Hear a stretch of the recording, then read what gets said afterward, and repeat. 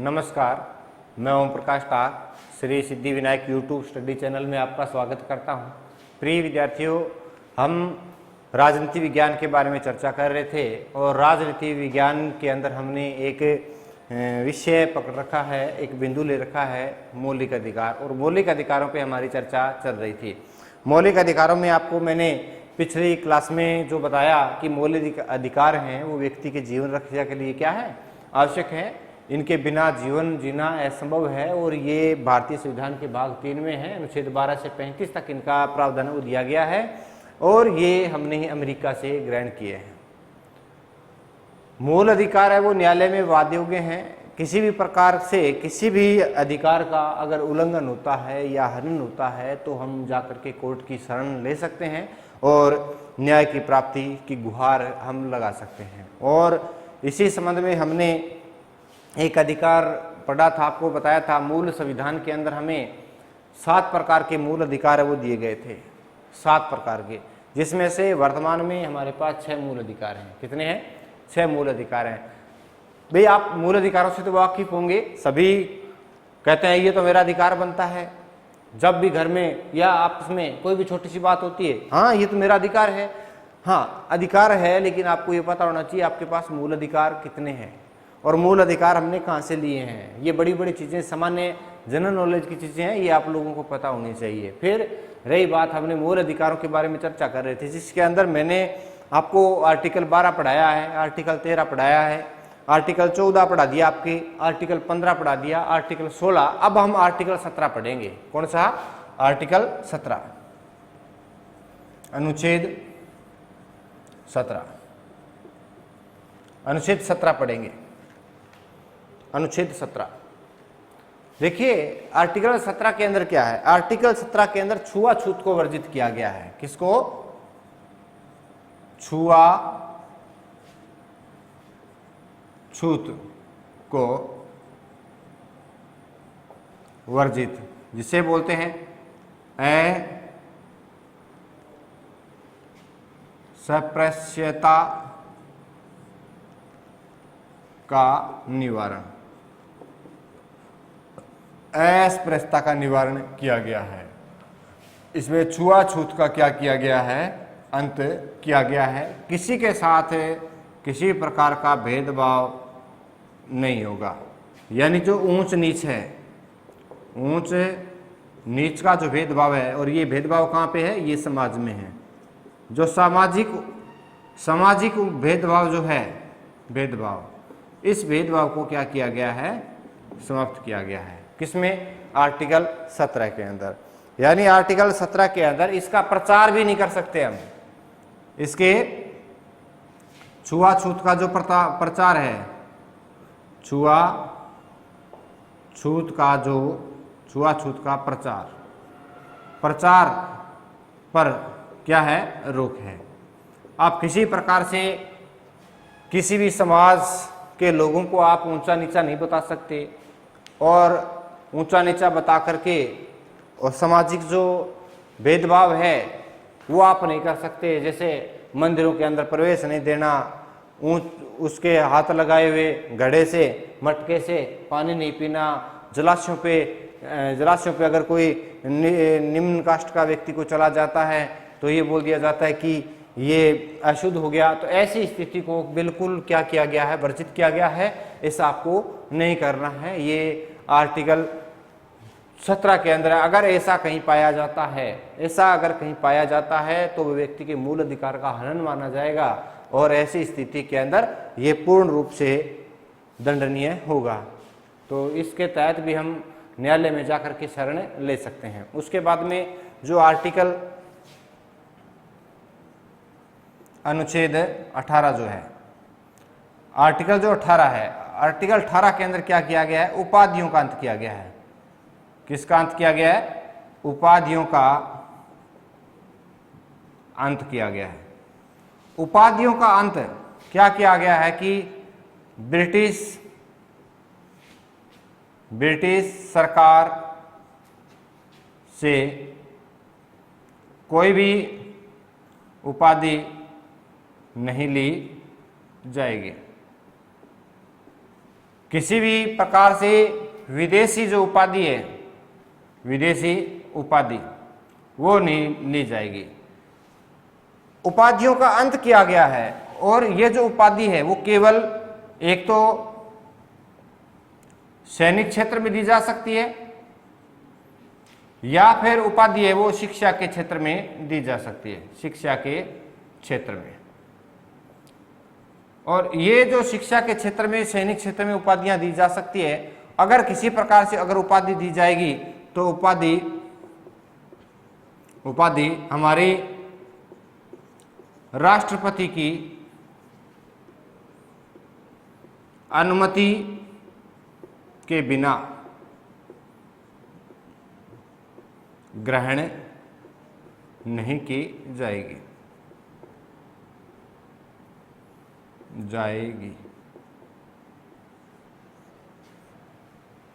राष्ट्रपति की स्वीकृति से ही उपाधि है वो प्रदान की जा सकती है, उपाधि को ग्रहण किया जा सकता है। कोई भी व्यक्ति है किसी दूसरे देश के द्वारा, किसी दूसरी सरकार के द्वारा किसी भी उपाधि को नहीं ग्रहण किया जाएगा। उपाधि केवल सैनिक क्षेत्र और शिक्षा क्षेत्र में दी जा सकती है। जैसे अभी आपको पता है मास्टर डिग्री है, बीए की जो डिग्रियां, ये क्या है, ये उपाधि है और कहाँ मिलती है, ये शिक्षा के क्षेत्र में मिलती है। इसी प्रकार से सैनिक क्षेत्र में भी उपाधियां दी जाती है। जैसे अपने ये दिए जाते हैं सैनिक क्षेत्र में जो चक्र पुरस्कार दिए जाते हैं, महावीर चक्र प्रदान किए जाते हैं। तो इस प्रकार से ये उपाधियां वो दी जाती है। किस में दी जाती है, ये आर्टिकल 18 के तहत दी जाती है। और कोई भी व्यक्ति है वो राष्ट्रपति की अनुमति के, पूर्व अनुमति के बिना विदेशी उपाधि ग्रहण नहीं करेगा। तो विदेशी उपाधि ग्रहण नहीं की जा सकती, विदेशी उपाधि ग्रहण नहीं की जा सकती।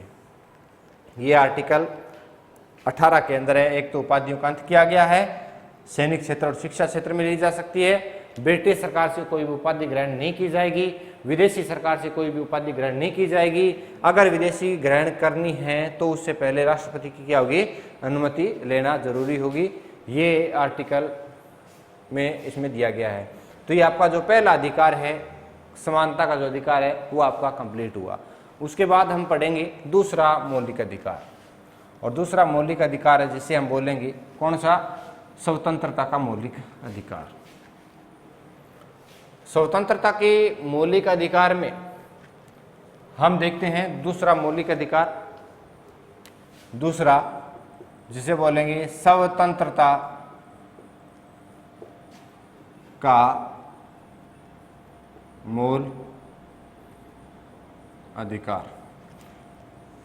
ये जो स्वतंत्रता का मूल अधिकार है, इसके अंदर क्या है, कोई भी जो जाति है, चाहे लिंग है, चाहे धर्म है, चाहे स्थान है, चाहे मूल वंश है, चाहे आपका कोई भी लिंग हो, आदि के आधार पर क्या है, समानता है। और इसी समानता के आधार पर क्या दी गई है, स्वतंत्रता प्रदान की गई है। इसके अंतर्गत जो आर्टिकल 19A है, 19A में दिया है जो प्रत्येक भारतीय नागरिक को अपने विचार, मनोभाव, जिसे अभिव्यक्ति तथा प्रेस की स्वतंत्रता है, इसकी प्रेस की स्वतंत्रता का अधिकार दिया गया है। इसी प्रकार से आर्टिकल 19B में है, क्या है, प्रत्येक भारतीय बिना हथियारों के सभा या संगोष्ठी कर सकता है तथा किसी भी सभा में भाग ले सकता है।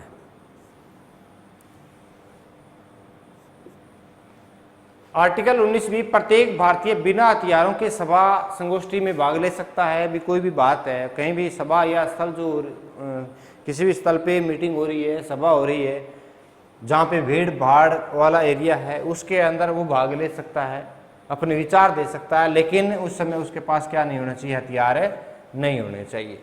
हथियार नहीं हो, बिना हथियारों के वो सभा या मीटिंग कर सकता है। इसी प्रकार से 19C है। 19C के अंदर क्या है, प्रत्येक भारतीय को संगठन बनाने व संगठन में शामिल होने की स्वतंत्रता है। कि कोई भी भारतीय है वो किसी भी संगठन के अंदर क्या हो सकता है, शामिल हो सकता है, किसी भी संगठन को वो बना सकता है। इस प्रकार से हाँ, जो संगठन है वो ऐसा संगठन हो जो राष्ट्र हित के लिए हो, आतंकवादी संगठन नहीं होना चाहिए या राष्ट्र विरोधी संगठन नहीं होना चाहिए। यानी ये क्या हो, राष्ट्र विरोधी संगठन न हो, राष्ट्र विरोधी संगठन नहीं होना चाहिए। बाकी संगठन बना सकता है और उसमें शामिल भी हो सकता है। उसके बाद में आर्टिकल डी 19D। 19D में क्या है कि जो प्रत्येक भारतीय नागरिक संपूर्ण भारत में भ्रमण कर सकता है। भ्रमण करने की स्वतंत्रता। प्रत्येक भारतीय पूरे भारत के अंदर, भारत के किसी भी हिस्से में, पूर्व से दक्षिण से उत्तर दक्षिण, पूर्व पश्चिम, हर किसी दिशा के अंदर, हर किसी स्थान पे घूमने फिरने की स्वतंत्रता पूरे भारत का वो क्या कर सकता है, भ्रमण कर सकता है। इसी प्रकार से जो आर्टिकल ई है, इसमें क्या था पहले, अभी तो नहीं है धारा 370, उससे पहले क्या था, केवल जम्मू एंड कश्मीर को छोड़ करके, जम्मू कश्मीर को छोड़कर प्रत्येक भारतीय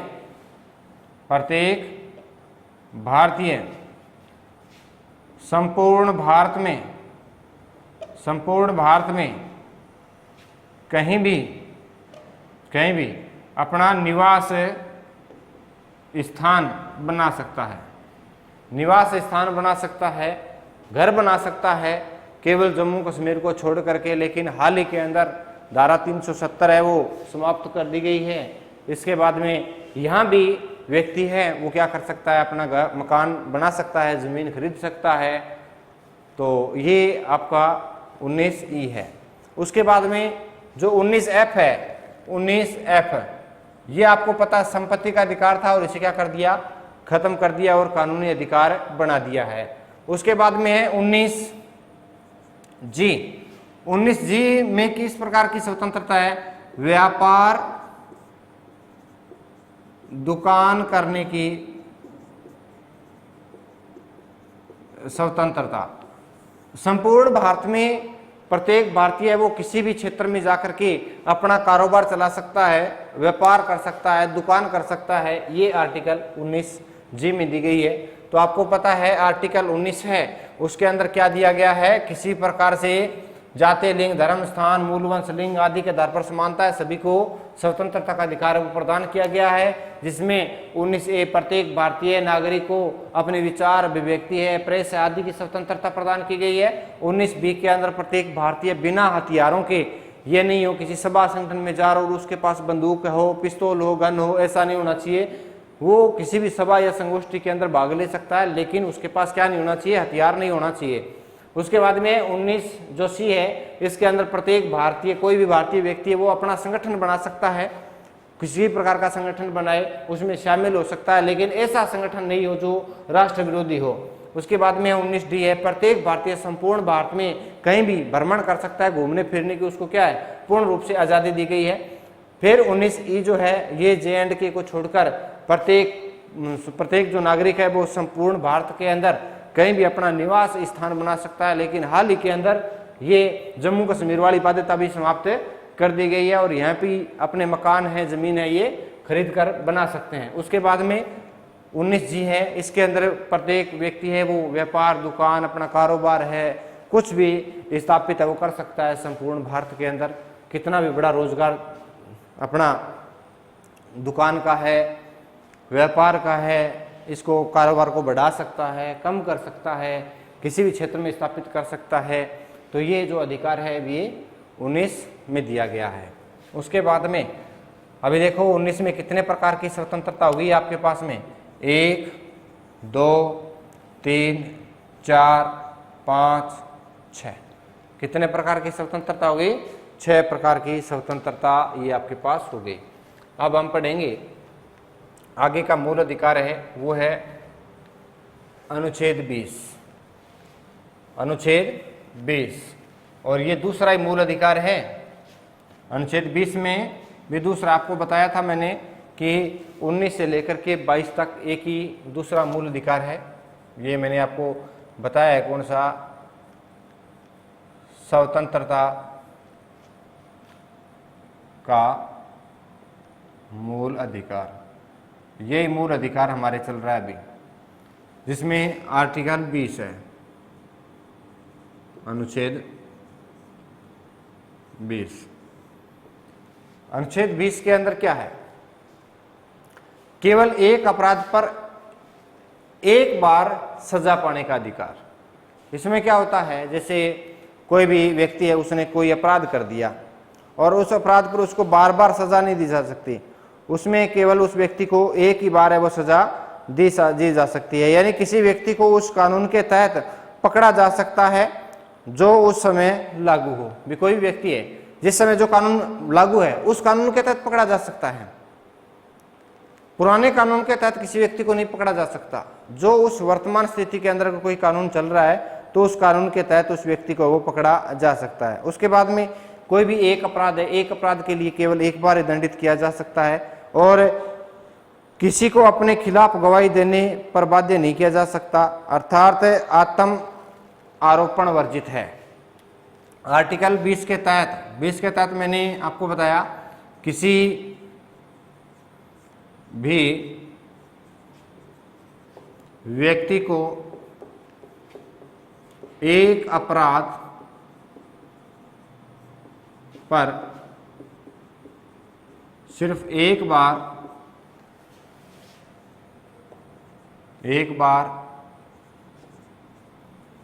बार ही दंड भोगने का अधिकार। उसके बाद में है किसी व्यक्ति को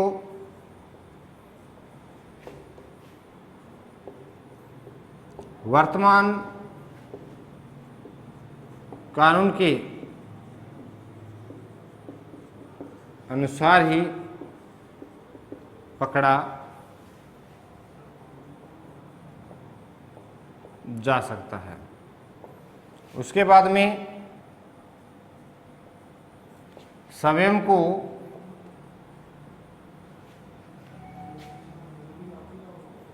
अपने विरुद्ध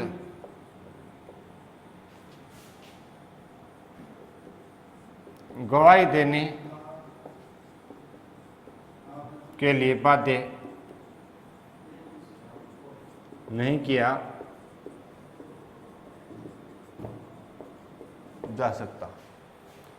तो ये है किसी भी व्यक्ति को, जैसे किसी व्यक्ति ने एक बार कत्ल किया उसको 7 साल की सजा होगी, 7 साल भोगने के बाद में दोबारा से उसी जुर्म में गिरफ्तार नहीं किया जा सकता, नहीं उसको सजा दी जा सकती। ये आर्टिकल 20 के तहत है वो दिया गया है। अब हम आगे पढ़ेंगे आर्टिकल 21। देखो 20 के अंदर मैंने आपको बताया था भी कोई भी व्यक्ति है उसको बार बार सजा नहीं दी जा सकती। कहीं जैसे ये हो जाए आपको पता है अभी, जैसे मान लो किसी व्यक्ति ने कोई गिरफ्तारी कर हो गई, कत्ल के किसी ने किसी को मार दिया और उसको 7 साल की सजा दे दी गई। बेचारा 7 साल सजा काट के आए और उसको जैसे 7 साल बाहर निकल के आए वैसे पुलिस वाले दोबारा से ये कह दे भी आपने तो कत्ल किया था ना, चलो अंदर, दोबारा से उसको अंदर डाल दे। यानी एक गलती पे बार बार सजा थोड़ी दी जा सकती है। जैसे होता था ना पहले अपने घरों के अंदर, यही होता था। जैसे मान लो घर के अंदर किसी बच्चे ने नुकसान कर दिया छोटा मोटा, तो घर का मम्मी जी आती, किसने किया, इसने किया, उसने भी 4-5 लगा दी। इसी प्रकार से थोड़ी देर बाद पापा आ गए, पापा ने कहा ये किसने किया, बोले इसने किया, उसने भी 4-5 लगा दी। दादा ने भी लगा दी, दादी ने भी लगा दी। यानी एक बार अपराध करने पर हमें तो बार बार सजा मिलती थी। तो इस चीज का कानून के रूप में बिल्कुल क्या किया गया है, रोक लगाई गई है। क्या किया गया है भी, कोई भी व्यक्ति है उसको बार बार दंडित नहीं किया जा सकता। केवल उसने जब एक अपराध किया है, अगर व्यक्ति ने एक अपराध किया है तो उसको केवल एक बार ही दंड भोगने का अधिकार होगा। अगर उसको बार बार दंड दिया जाता है तो वह अपनी स्वतंत्रता का क्या करेगा, उपयोग करेगा। और किसी भी व्यक्ति को वर्तमान कानून के अनुसार ही पकड़ा जा सकता है। जैसे किसी व्यक्ति को अगर पकड़ा गया है, जिस कानून के तहत पकड़ा गया वो कानून अब का होना चाहिए। ये नहीं हो भी आज पकड़ रहे हैं और कह दे भी आज वाला तो कानून इसके लिए सूटेबल नहीं है, 20 साल पुराना कानून है, उसको उसके तहत उसको पकड़ लो, नहीं, ऐसा नहीं है। और एक व्यक्ति को स्वयं अपने विरुद्ध जो गवाही देने के लिए बाध्य नहीं किया जा सकता। तो ये आर्टिकल 20 में है। उसके बाद में हम पढ़ेंगे आर्टिकल 21।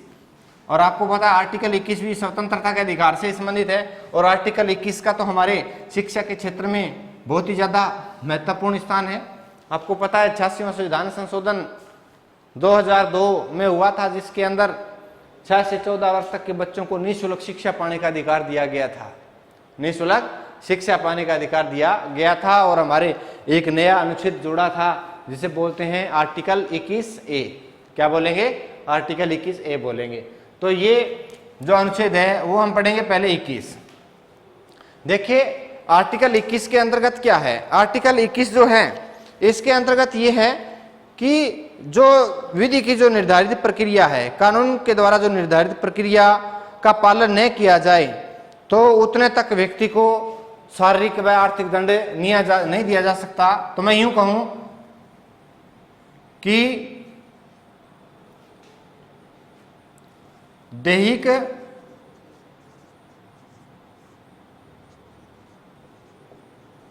सुरक्षा का अधिकार, देखो शॉर्ट भाषा में मैंने आपको बता दिया है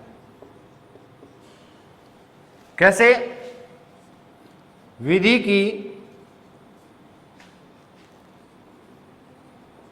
उचित प्रक्रिया के बिना व्यक्ति को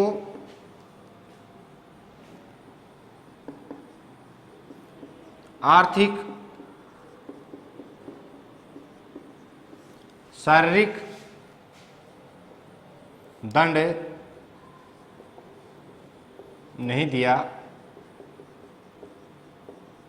जा सकता। जैसे मान लो जितने तक दोष सिद्धि साबित नहीं हुई, विधि कानून ने उस पे अर्थदंड नहीं लगाया, उतने तक उसको दंड नहीं दिया जा सकता।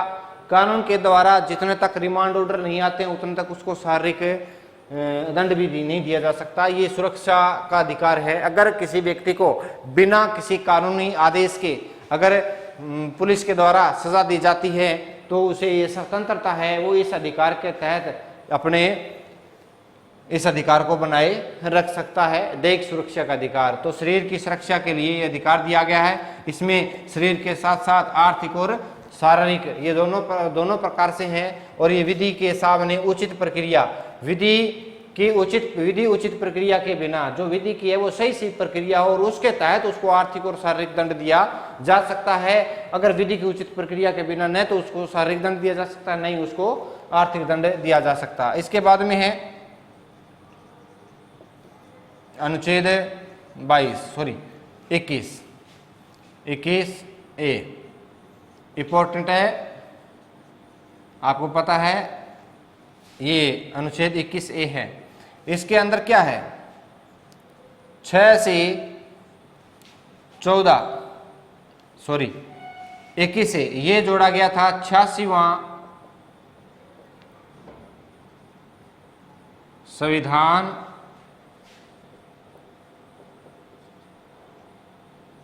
संशोधन 2002 के द्वारा जोड़ा। क्या जोड़ा इसमें जोड़ा 6 से 14 वर्ष के बच्चों को निःशुल्क व अनिवार्य शिक्षा पाने का अधिकार। ये आर्टिकल 21A है, आर्टिकल 21A। इसमें बच्चों का मूल अधिकार है, ये बच्चों के लिए, यानी बच्चों के लिए अधिकार है, शिक्षा पाने का अधिकार है, ये आर्टिकल 21A में दिया गया है। उसके बाद में हम पढ़ेंगे आर्टिकल 22। और आर्टिकल 22 के अंदर क्या है कि कोई भी व्यक्ति है जिसको गिरफ्तार किया गया है, तो उस गिरफ्तारित व्यक्ति को और गिरफ्तार करने वाला जो अधिकारी है उसके द्वारा जो निकटतम जो न्यायालय है उसके अंदर उसको निकटतम न्यायालय के अंदर उसको पेश किया जाएगा। यानी अनुच्छेद 22, अनुच्छेद 22 के अंदर जैसे मान लो किसी व्यक्ति को शक के आधार पर क्या कर लिया, गिरफ्तार कर लिया, तो होता क्या है 24 घंटे के अंदर उस व्यक्ति को न्यायालय के अंदर जो मजिस्ट्रेट है उसके सामने प्रस्तुत किया जाता है। किसके तहत है, ये आर्टिकल 22 के तहत है। तो आर्टिकल जो 22 है इसके अंदर यदि किसी व्यक्ति को पकड़ा जाता है तो उसे, यदि किसी व्यक्ति को शंका या संदेह के आधार पर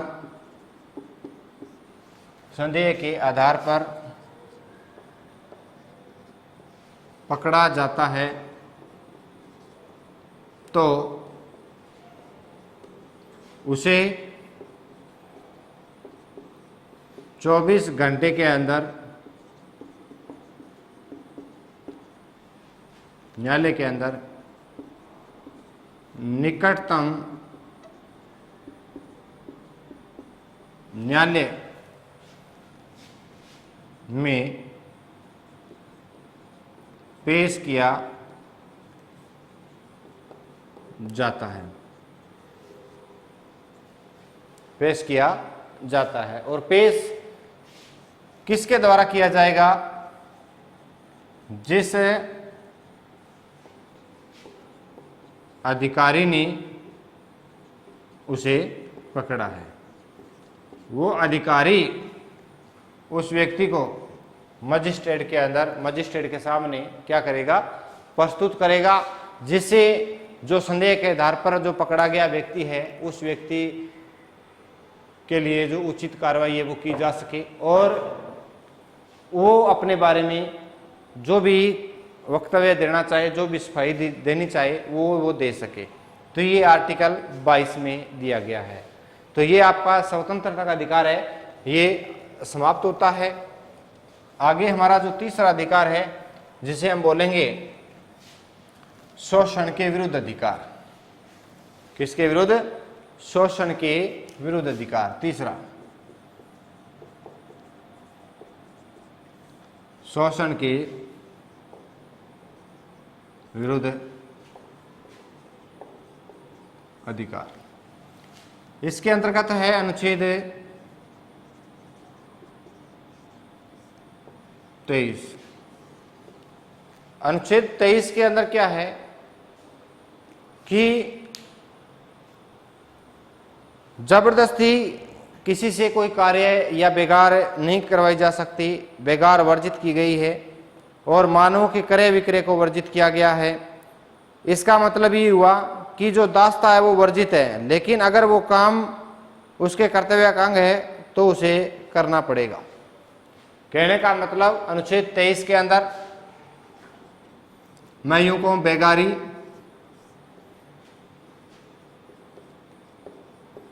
दास्ता, बेगारी दास्ता आदि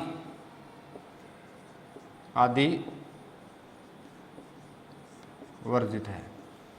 किसी व्यक्ति से बेगार नहीं करवाई जा सकती, किसी से दास्ता नहीं करवाई जा सकती, अर्थात बिना बेगार दिए किसी भी व्यक्ति को कार्य पर नहीं लगाया जा सकता। जैसे क्षमता के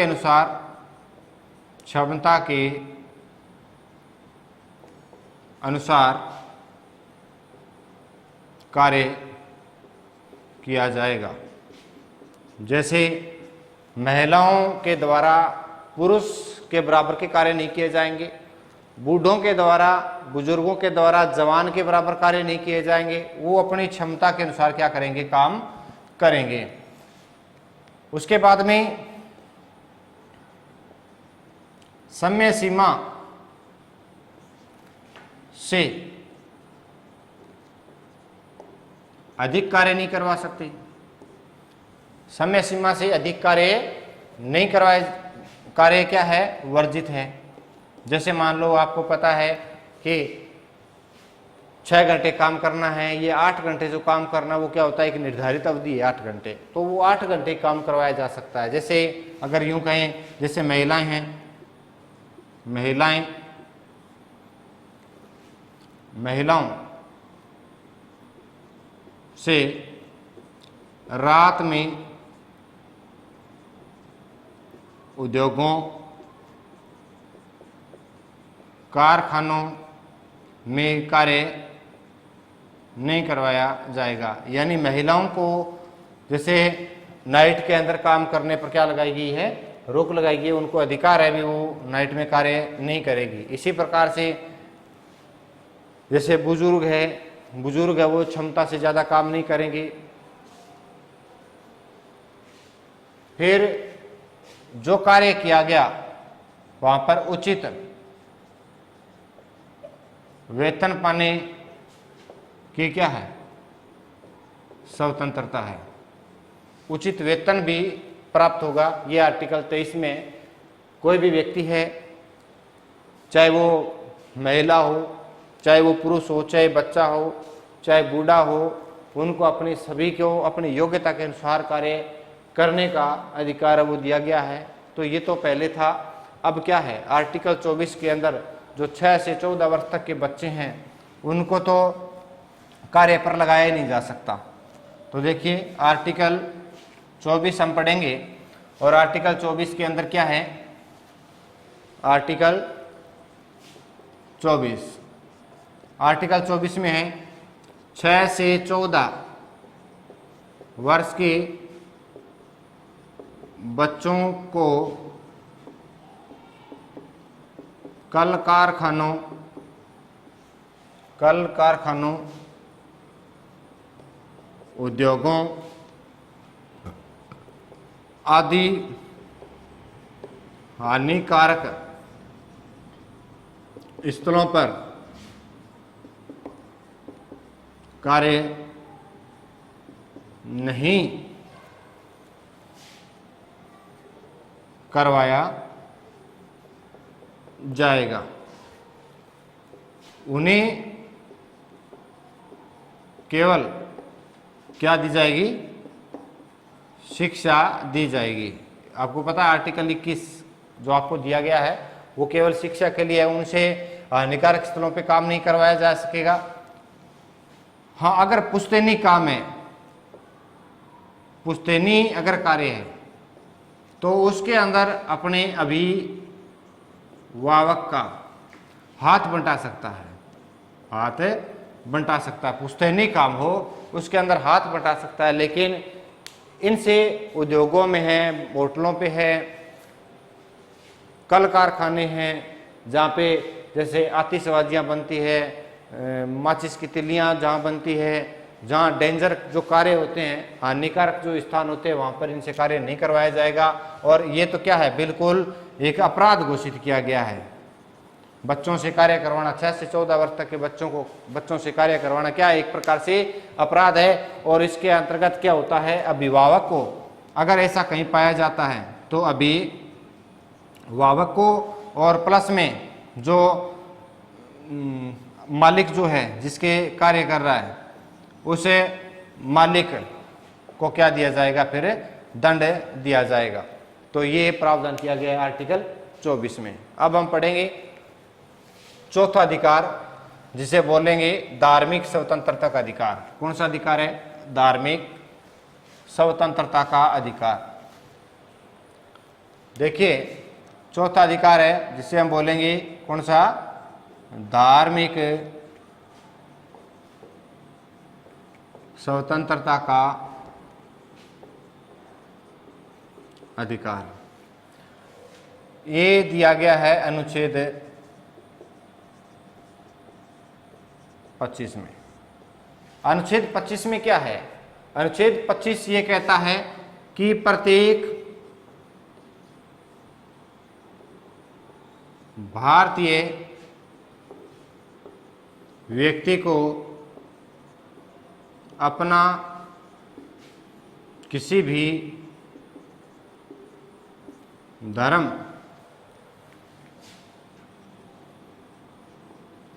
अपनाने की स्वतंत्रता होगी। यानी प्रत्येक भारतीय अपना कोई भी किसी भी धर्म को अपना सकता है, किसी भी धर्म को अपना सकता है। सभी धर्मों को समान महत्व प्रदान है। कोई भी व्यक्ति है वो किसी दूसरे धर्म का विरोध नहीं कर सकता, नहीं कर सकता। यानी आर्टिकल 25 है, इसमें प्रत्येक भारतीय कोई भी व्यक्ति है वो किसी भी धर्म को मान सकता है। वो मंदिर में भी जा सकता है, गुरुद्वारा में भी जा सकता है, मस्जिद में जा सकता है, कहीं भी। तो प्रत्येक व्यक्ति है वो किसी भी प्रकार के धर्म को मान सकता है। लेकिन आपको ध्यान रखना है भी भारत के अंदर सभी धर्मों को समान महत्व दिया गया है। किसी भी धर्म की हम क्या नहीं कर सकते, बुराई नहीं कर सकते, किसी भी धर्म का हम विरोध नहीं कर सकते। ये आर्टिकल 25 के अंदर है, हम किसी भी धर्म को अपना सकते हैं, किसी भी धर्म को हमें अपना सकते हैं। इसी प्रकार से आर्टिकल जो 26 है, आर्टिकल 26 है, इसके अंदर सभी को अपने अपने धर्म का प्रचार प्रसार करने की क्या है, स्वतंत्रता है। लेकिन क्या नहीं कर सकते, किसी दूसरे के धर्म की बुराई नहीं कर सकते। हम प्रचार कर सकते हैं, बुराई नहीं कर सकते। अपने धर्म का प्रचार करेंगे, दूसरे का बुराई नहीं करेंगे, सभी धर्मों को समान महत्व देंगे। ये आर्टिकल 26 के अंदर दिया गया है। नमस्कार, मैं ओम प्रकाश टाक Shri Siddhi Vinayak YouTube study channel में आपका स्वागत करता हूं। प्रिय विद्यार्थियों, हम मूल अधिकारों के बारे में चर्चा कर रहे थे और मूल अधिकारों के अंदर हमने पहला जो मूल अधिकार है वो हमने पढ़ा, कौन सा, जिसे बोलते हैं समानता का अधिकार हमने पढ़ लिया। दूसरा हमने स्वतंत्रता का अधिकार हमने पढ़ लिया। उसके बाद तीसरा हमने शोषण के विरुद्ध हमने अधिकार पढ़ा है। उसके बाद में हमने नंबर 4 है वो धार्मिक स्वतंत्रता का अधिकार हमने पढ़ा है। भी कोई भी व्यक्ति किसी भी धर्म को मान सकता, उसको अंतःकरण की क्या है, स्वतंत्रता प्रदान की गई है। उसके बाद में हम आर्टिकल धार्मिक स्वतंत्रता के अंदर हमने आर्टिकल 25 पढ़ा, आर्टिकल 26 पढ़ा। 2 अनुच्छेद हम पढ़ चुके हैं, 2 अनुच्छेद पढ़ चुके हैं। आज हम जो पढ़ेंगे वो आर्टिकल 27 पढ़ेंगे। क्या पढ़ेंगे? आर्टिकल 27। तो जो हमारा अधिकार चल रहा है, कौन सा? चौथा अधिकार है, जिसे मैंने आपको बताया धार्मिक स्वतंत्रता का अधिकार, जिसके अंदर पहला आपको मैंने अनुच्छेद करवा रखा है, आर्टिकल 25 करवा रखा है। उसके बाद में आपको अनुच्छेद 26 करवा रखा है। आज आपको करवाना है अनुच्छेद 27। देखिए आर्टिकल 27 में धर्म के नाम पर, धर्म के नाम पर, धर्म के नाम पर कर टैक्स नहीं वसूला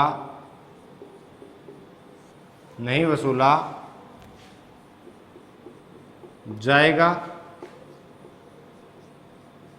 जिससे किसी धर्म विशेष को क्या हो, लाभ हो। यानी आपको पता है हम हर प्रकार के कर भरते हैं, ह्रासव कर हम भरते हैं, जीएसटी, वस्तु सेवा कर, जीएसटी जो भी है ये कर हम सारे लगाते हैं और हम भरते भी हैं।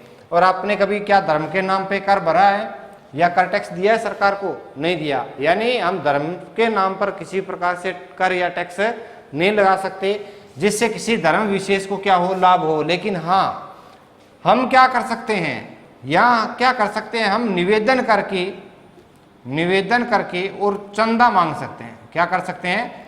चंदा ग्रहण कर सकते हैं। चंदा इस प्रकार से हम ग्रहण करेंगे, चंदा देने, और चंदा देने के लिए कोई बाध्य नहीं होगा, लेकिन अपनी इच्छा के द्वारा, निवेदन के द्वारा कोई भी व्यक्ति किसी भी धर्म को क्या दे सकता है? चंदा दे सकता है। लेकिन कोई भी धर्म विशेष है वो अपने व्यक्तियों पर क्या नहीं लगा सकता? कर या टैक्स नहीं लगा सकता। इसके बाद में अनुच्छेद 28, कौन सा है? अनुच्छेद 28 है। 28 के अंदर यह है कि जो सार्वजनिक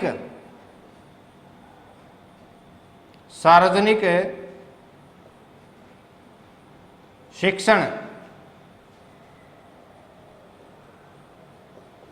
संस्थाओं में धर्म की शिक्षा नहीं दी जाएगी। लेकिन अगर कोई धर्म विशेष अपनी शिक्षा के लिए अगर कोई विद्यालय, शिक्षण संस्थान खोलता है, शिक्षण देगा, धर्म अगर विद्यालय खोल करके विद्यालय, तो उसके अंतर्गत किसी व्यक्ति की उपस्थिति अनिवार्य नहीं होगी। कैसे? कोई भी सरकारी विद्यालय है, जो सार्वजनिक विद्यालय है, कोई भी सार्वजनिक शिक्षण संस्था है जहाँ पे धर्म की शिक्षा नहीं दी जा सकती, लेकिन धर्म विशेष के अंदर हुए अच्छे कार्य, अच्छे व्यक्तित्व है, उनके बारे में जरूर बताया जाएगा।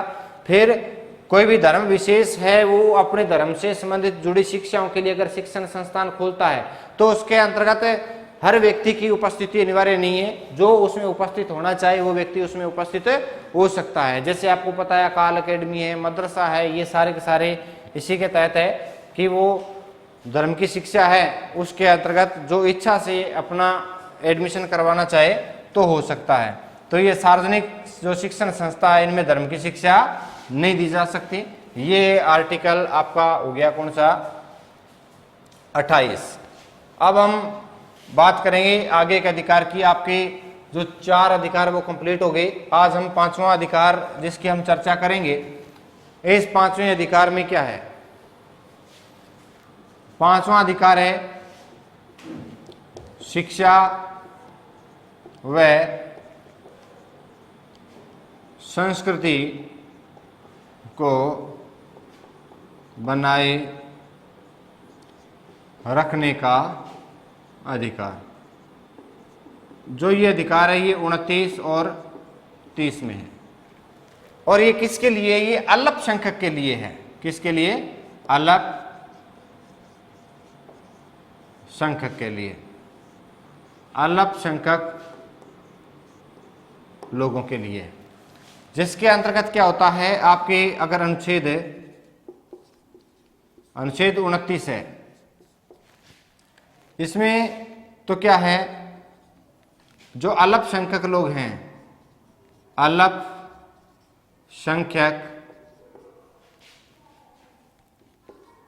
लोगों को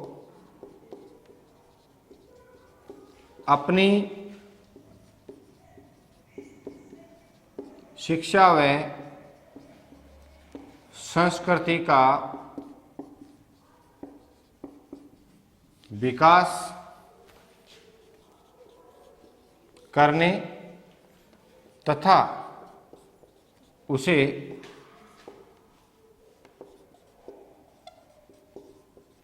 संजोए रखने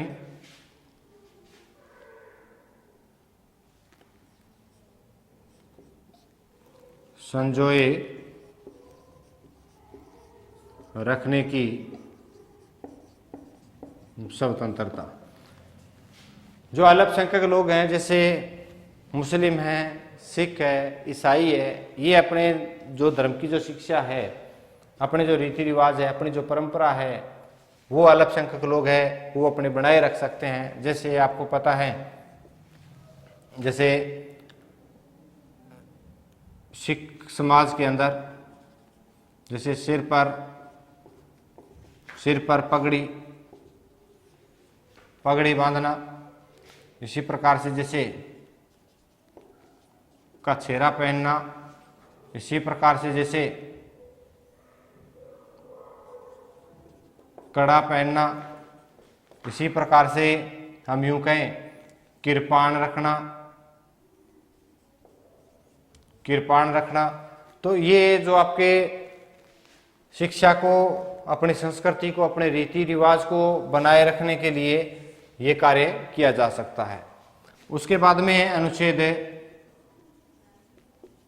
29 के बाद में है 30 में क्या है? अल्पसंख्यक लोग हैं, अल्पसंख्यक लोग अपनी शिक्षा व संस्कृति के विकास के लिए, अपनी शिक्षा व संस्कृति के विकास के लिए, अपनी शिक्षा और संस्कृति के विकास के लिए क्या कर सकते हैं? वो विद्यालय खोल सकते हैं, यानी हम यूं कहें शिक्षण संस्थान खोल सकते हैं। तो आर्टिकल 29 ये कहता है भी अल्पसंख्यक लोग हैं वो अपनी शिक्षा और संस्कृति के विकास के लिए क्या कर सकते हैं? उसको संजोए रख सकते हैं, अपने शिक्षा दे सकते हैं, उसको बनाए रख सकते हैं, अपने रीति रिवाज परंपरा है वो बनाए रख सकते हैं। ये आर्टिकल 29 के अंदर दिया गया है।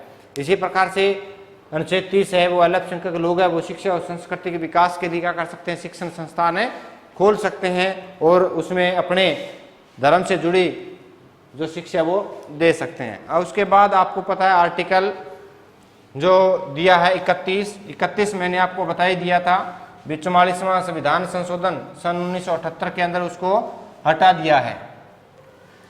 उसके बाद में हमारे जो 6 नंबर का अधिकार आता है, जो अंतिम अधिकार है, जिसे बोलते हैं संवैधानिक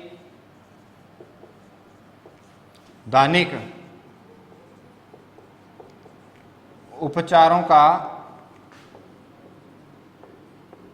अधिकार।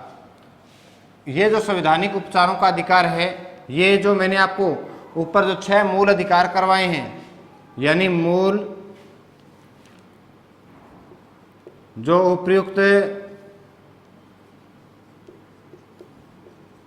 उपरोक्त जो सारे उपरोक्त सभी मूल अधिकारों का हनन होने पर व्यक्ति न्यायालय की शरण लेकर इन्हें लागू करवाकर न्याय प्राप्त करता है। ये संवैधानिक उपचारों का अधिकार है जो आर्टिकल 32 में है। किसमें है? आर्टिकल 32 में। इसे डॉक्टर अंबेडकर के द्वारा क्या कहा गया था? संवैधानिक उपचारों का अधिकार संविधान की क्या है? आत्मा है। इस अधिकार को सभी अधिकारों का